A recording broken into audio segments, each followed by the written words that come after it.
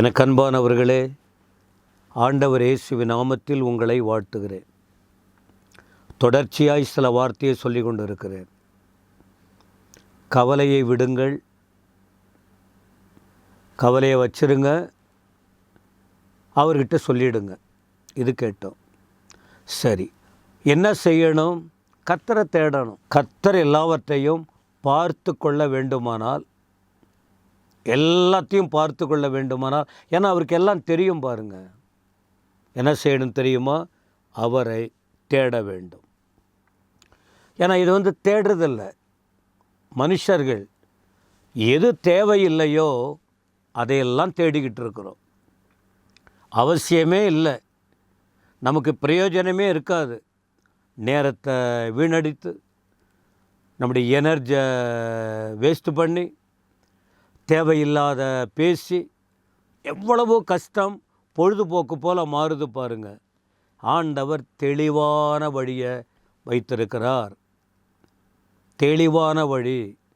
நீ கவலைப்படும்போது, நீ பாரங்களை சுமக்கும்போது, உன் சரீரம் பாதிக்கப்படும் போது, நீங்கள் மனதில் வலியை சகிக்கும்போது, எல்லாரும் உங்களை துன்பப்படுத்தும் போது, நீங்கள் வேதனையின் உச்சக்கட்டத்தில் போகும்போது, பண பற்றாக்குறையில் தவிக்கும்போது, வாழ்க்கையை வெறுமை என்று உணரும்போது, எங்களுக்கு யாரும் இல்லை, நாங்கள் ஒரு அனாதை என்ற ஒரு சிந்தனைக்குள் வரும்போது, என்ன செய்வதென்றே தெரியவில்லை என்று தள்ளாடும்போது, இந்த வசனத்தை ஞாபகப்படுத்திங்க.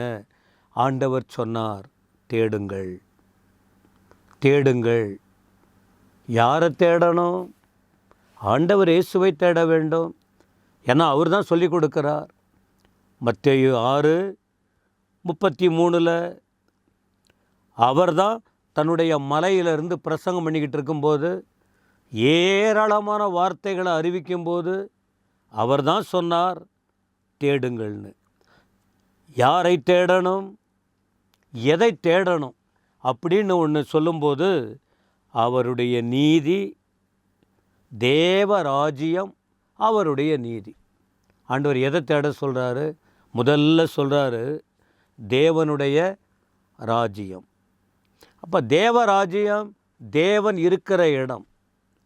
தேவராஜ்யங்கிறது பரலோகத்துக்கு போன பிறகு மட்டுமல்ல, தேவன் அங்கே இருக்கிறார். அது தேவராஜ்யம். ஒரு முறை ஆண்டவர் சொன்னார், தேவனுடைய ராஜ்யம் உங்களுக்குள்ளேயே இருக்குது.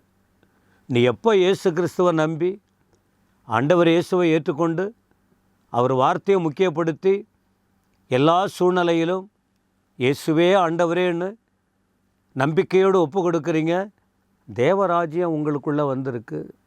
தேவனே உங்களுக்குள்ளே இருக்கிறாரு. தேவராஜ்யம் உங்களுக்குள்ளே இருக்கு. அதனால் நீ தேவனுடைய ராஜ்யத்தை முதல்ல தேடு.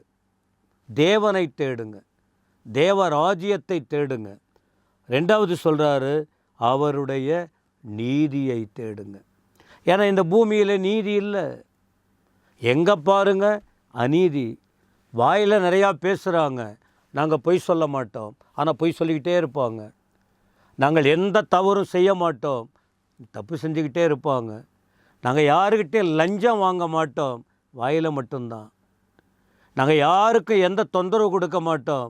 ஐயோ, பயங்கரம் பயங்கரம். எல்லாம் கண்ணால் பார்க்குறோமே, காதில் கேட்குறோமே, செய்தியில் படிக்கிறோமே, பேப்பரில் பார்க்குறோமே, மீடியாவில் அதே தான் நம்ம கண்களில் பார்க்குறோம். அதனால் எங்கே போனாலும் நீதி இல்லை. நம்ம யாரையும் குற்றப்படுத்தலைங்க, இருக்கிற விஷயத்த சொல்கிறோம், அவ்வளோதான். என் வேதம் சொல்லி கொடுக்கறத சொல்கிறோம். நான் வேறு எந்த காரியத்தையும் சொல்ல வேண்டிய அவசியம் நமக்கு இல்லை. இப்படி சொல்லிட்டு தான் நிறைய பேர் மாட்டிக்கிறாங்க. இதை நமக்கு அவசியம் இல்லை. இன்னொருத்தவங்களை பற்றி பேசுறது நமக்கு அவசியம் இல்லை. வேதம் சொல்லுது, இந்த உலகத்தில் நீதி இல்லை, தேவன் மட்டும்தான் நீதிபரர். தேவராஜ்யத்தில் மட்டும்தான் நீதி இருக்குது.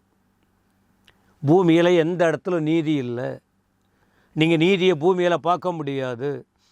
அதனால தான் நீதியுள்ள தேவன் அநீதியுள்ளவர்களுக்கு பதிலாக அவர் ஒருமுறை நீதியை நிறைவேற்ற ஞானஸ்நானம் எடுக்க வந்தார். மத்தேயு 3. நீதியை நிறைவேற்ற அவர் அநீதியுள்ளவர்களுக்கு பதிலாக அவர் மரித்தார். 2 கொரிந்தியர் 5, 20, 21. அவர் நீதியுள்ளவர். எங்கள் பூமியில் நீதி இல்லை. நீதிக்காக அவர் தன்னைத்தானே அர்ப்பணித்திருக்கிறார். எனவே தேவ ராஜ்யத்தை தேட வேண்டும்னா தேவனை தேட வேண்டும். அவருடைய நீதியை தேட வேண்டும். அவருடைய நீதியை தேட வேண்டியதுக்கெல்லாம் நிறைய ரெஃபரன்ஸ் இருக்குது பைபிளில். இந்த 10 நிமிஷத்தில் உங்களுக்கு நாம் அதிகமாக சொல்ல முடியாதுங்கிறதுனால தான் இந்த வார்த்தையை கொஞ்சம் விளக்கமாக சொல்லி கொண்டு இருக்கிறோம். தேவநீதி. தேவன் நீதியுள்ளவர். அவர் நீதியை தேடணும். ஏன்னா நம்முடைய நீதி அழுக்கான கந்தை. மனுஷனுடைய நீதியெல்லாம் அழுக்கான கந்தை. தேவனுடைய நீதி மட்டும்தான் சுத்தம், முழுமை. அதனால் அவர் நீதியை தேடுங்க. சரி, எப்பொழுது தேடணும்? எப்பொழுது? பிரச்சனைகள் அதிகரித்த பிறகா? கவலை அதிகரித்த பிறகா? இல்லை முடியல கடைசி நேரத்திலேயா? ஆண்டவர் சொல்கிறாரு, எப்போ உனக்கு நீ கஷ்டப்படுற, எப்போ ஒரு பிரச்சனைன்னு தெரியுது, உடனே முதலாவது ஆண்டவர் சொன்னார், முதலாவது தேவனுடைய ராஜ்யத்தையும் அவருடைய நீதியையும் தேடுங்கள். இப்போ முதலாவது தேட வேண்டும். எதை தேட வேண்டும்?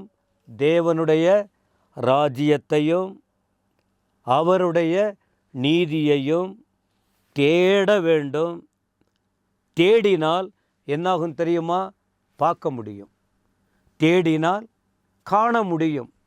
தேடினால் கண்டடைவீர்கள். பைபிளில் நிறைய ஆதாரம் இருக்குது.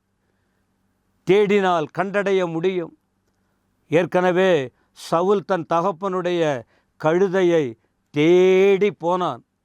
ஆரம்பத்தில் பார்க்க முடியல, திரும்பிடலான்னு வந்தான். ஆனால் அதன் பிறகு கழுதை அகப்பட்டது. கண்டடைந்தான். வீட்டுக்கு வந்துச்சு, கிடச்சிச்சின்னு சொல்லிட்டாங்க.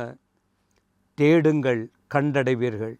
இப்போ கண்ணால் பார்த்த பிறகு சந்தோஷம் வந்துடும் இல்லையா? அந்த அச்சம் போயிடும், ஒரு தைரியம் வந்துடும்.